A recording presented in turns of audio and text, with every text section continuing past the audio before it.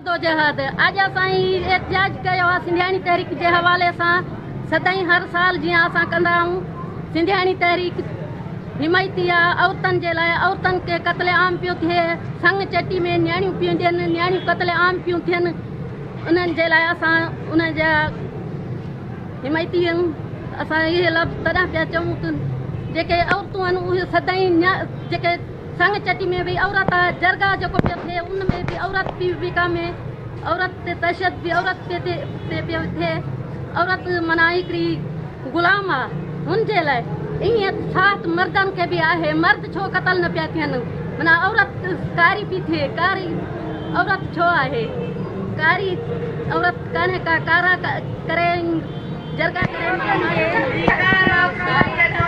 दस्तूर आहिनि उन्हनि जे कुझु मारत ॻाल्हाईंदमि।